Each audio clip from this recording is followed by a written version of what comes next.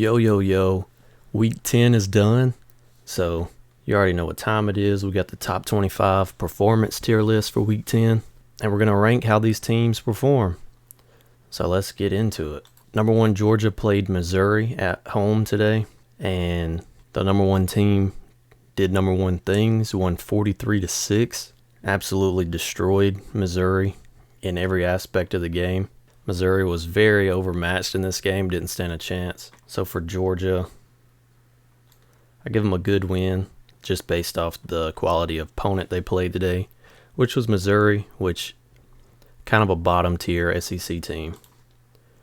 All right, let's hit this San Diego State Hawaii game. This game just went off. I just got finished watching this game like 10 minutes ago. It was an entertaining game. San Diego State wins by a touchdown. Hawaii, in the last minute, had a chance to tie the game, and they ran out of time on like the 15-yard line, something like that. So they had a very real chance of tying this game or going for 2 and winning. So San Diego State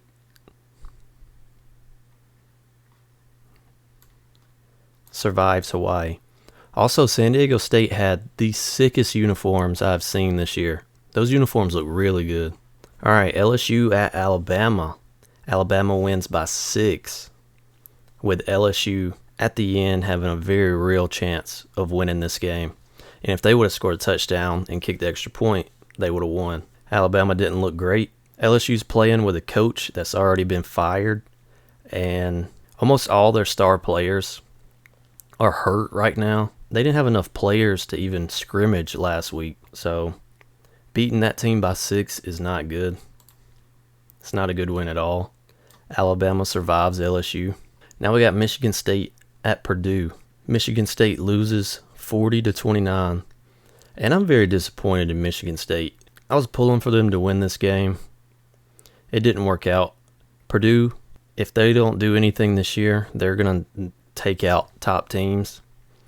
They beat Iowa when they were ranked 2 a few weeks ago. Now they beat the number 3 Michigan State team. Purdue's taking down the Giants, man. So for Michigan State, that unfortunately is a shit to bed for them. They have a lot of big games coming up, though. All right, Oregon at Washington. They played, the first half was like in a monsoon. It was coming down in that game. Washington came to play. I mean, Oregon, on their first drive, threw an interception. It was almost a pick 6. I think he got tackled at around the 10. But Oregon did win by 10 against Washington, which is a little underwhelming this year. So I think for Oregon, that's a decent win. I think they did a little more than survive, but I wouldn't say it was a good win. Number 5, Ohio State at Nebraska. Very strange game.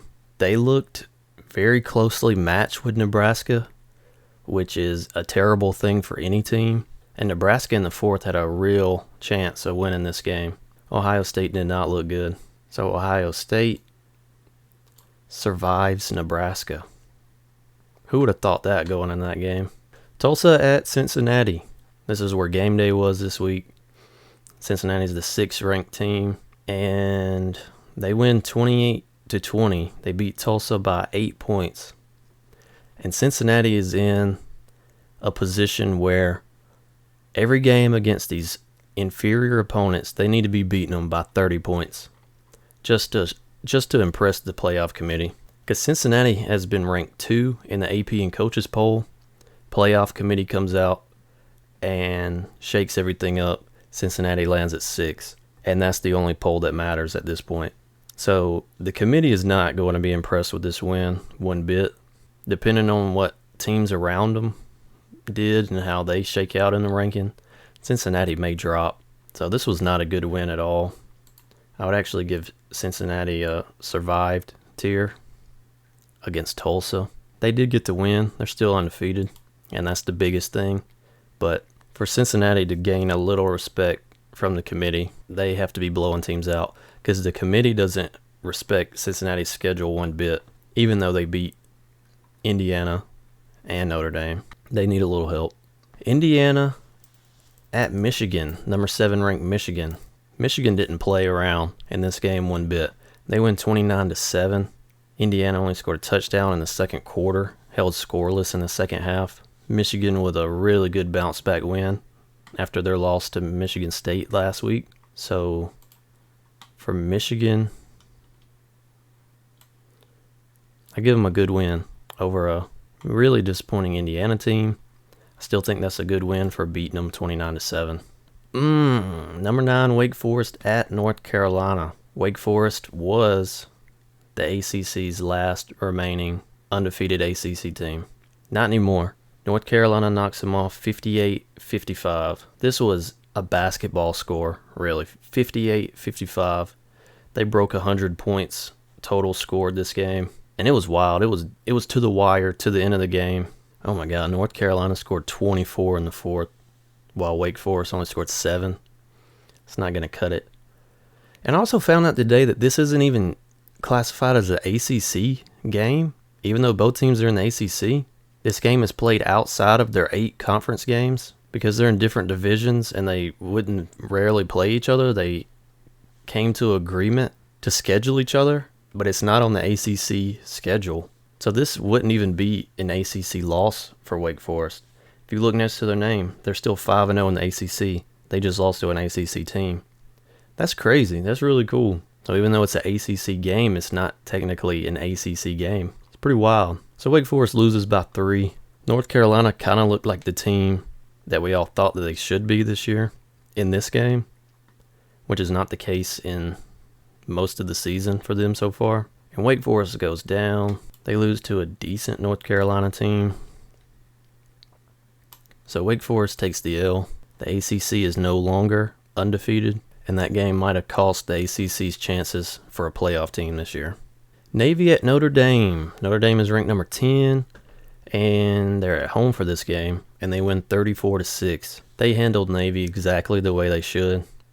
Didn't play around with them. Navy had 2 field goals total this game. Jack Combe went absolutely off. That's a very high percentage game he had for 269 yards and a touchdown.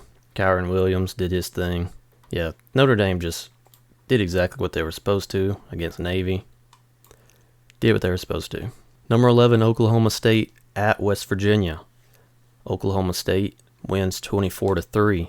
West Virginia is terrible. Oklahoma State is a good team, and this score reflected that. 24-3. That's a good, solid victory. But like I said, West Virginia is terrible. So I think that's a decent win. Decent/okay win. Not knocking them at all. They handled that game exactly how they were supposed to. Shout out to Oklahoma State. Ooh, number 12, Baylor at TCU. TCU wins 30-28, 2-point game. Hands Baylor their second loss of the season. Hate it for you, Baylor. You hate to see it. So Baylor loses to a decent/good TCU team. So I'll give Baylor, they just took the L. I wouldn't feel right telling them that they shit the bed. Some people might feel that way, but not me. All right, number 13, Auburn at number 14, Texas A&M.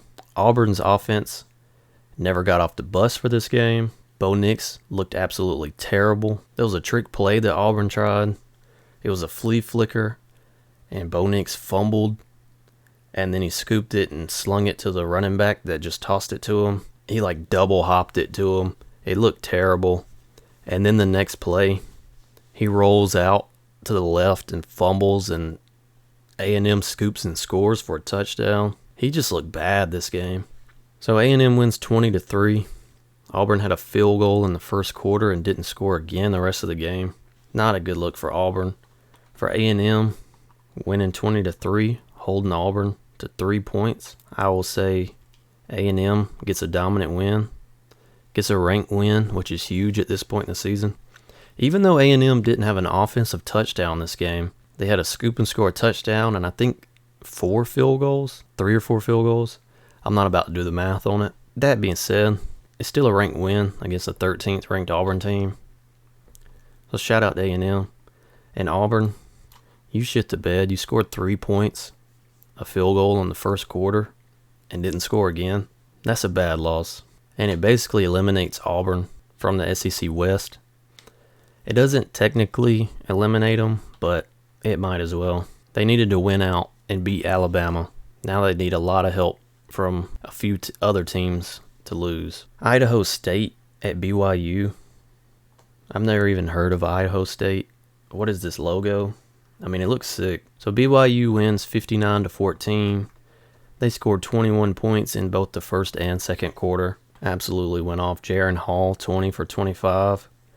Basically 300 yards and 4 touchdowns. Jesus Christ, bro. That guy's been going off this year. So BYU, they do exactly what they're supposed to. Not much to say about that. They absolutely destroyed Idaho State. Shout out to BYU. Liberty's head coach Chad Morris playing against his former team, Ole Miss. And Ole Miss wins 27-14. It's kind of a strange looking score. You would think that Ole Miss would beat Liberty by a lot more, but I have a feeling they could if they really wanted to. Look at Matt Corral's numbers, 20 for 27, 324 yards and a touchdown. The dude was on it this game. And Liberty's pretty decent this year. They're pretty good. So, Ole Miss, I'll give them a decent win. Decent okay. Hey, we got a team in every tier so far. Let's go. Number 17, Mississippi State at Arkansas. Mississippi State had no business being ranked 17. There were only 2 3-loss teams in the playoff rankings. It was Mississippi State and Wisconsin. And they put Mississippi State at 17. Mississippi State is terrible. So Arkansas gets to win 31-28. Very close game. It was a 3-point game. Mississippi State actually missed the tying field goal as time expired. You hate to see it. Mississippi State is now 5-4. Arkansas 6-3. Shout out to Arkansas. Shout out Sam Pittman. So, Mississippi State, you take the L. I hope you enjoyed being ranked for a week because you will not be ranked any longer. Tennessee at Kentucky, another absolute shootout of a game. These two teams were trading points back and forth. Kentucky had a chance to win the game at the end. Kentucky actually fell back to like a 4th and 24, 4th and 25, something like that, from like midfield, and they converted it. They had a dude streaking down the right sideline. Absolutely crazy that they converted that. The game would have been over if they didn't. But then, right after that, they get down 4th and 10. They try again, and they don't get it. So Tennessee holds on to win 45-42. Tennessee takes on Georgia next week, so we'll see how that goes. As for Kentucky, you take the L to Tennessee. You hate to see it. NC State at Florida State. Florida State has been playing some good football the last few weeks. Way better than they looked in the beginning of the season. But NC State, they've been doing their thing lately. They win 28-14, a 14-point game. They do that on the road at Florida State. They score a touchdown in every quarter. And their quarterback, Devin Leary, he did his thing, man. 314 yards and 4 touchdowns. That'll get the job done. So NC State, that's a decent win against a kind of a bad Florida State team that has been playing pretty good lately. So shout out to NC State. Illinois at Minnesota. Minnesota was ranked 20th, and they lose 14-6. Illinois has knocked off a couple teams this season that they weren't necessarily supposed to win. They beat Penn State a few weeks ago. So Minnesota takes the L. They're going to fall out of the rankings that come out on Tuesday. I had an Illinois player break the oar against them. Pretty wild. So Minnesota, unfortunately for you, you take the L. I think it was your first time being ranked this season. Very similarly to Mississippi State, it didn't last long. Sorry for your loss. All right, now we have the other 3-loss team that was ranked this week. Wisconsin at Rutgers, and they win 52-3. Rutgers is a decent team. They've played a lot of good teams really hard this year. And Wisconsin, which is known for their non-existent offense, wins 52-3. It looks to me like Wisconsin might be deserving of their rank, and they may move up after that. That is impressive. I'm going to give Wisconsin a good win for that. Nobody's beating Rutgers 52-3. That's crazy. Shout out Wisconsin. All right, number 22, Iowa at Northwestern. Just a few weeks ago, Iowa was ranked number 2 in the nation. They take a couple losses, and now they're sitting at 22. They beat Northwestern 17-12. Very close game. Northwestern puts up 6 in the fourth, while Iowa puts up 0. I think they're very lucky and fortunate to come out of that game with a win, and Northwestern's not very good this year, especially based on hype going into the season. So Iowa, you survive Northwestern. Congratulations. And now we have Boise State at Fresno State. Fresno State was sitting at 23rd, and Boise State comes in and wins 40-14. Absolute blowout. Fresno State takes their 3rd loss, and Boise State moves on to 5-4. So unfortunately for Fresno State, you get blown out by an unranked team, even though Boise State is pretty good. But a blowout is a blowout. So you shit the bed. I'm sorry. Sorry, Fresno State. And here we have number 25 Pitt versus 3-6 Duke. Pitt wins 54-29. They ran the score up. Kenny Pickett, 416 yards, 3 touchdowns. He had himself a day. Yeah, Duke is not very good. They're 0-5 in the ACC so far. And Pitt did exactly what they were supposed to. 54-29. That'll do there. So Pitt,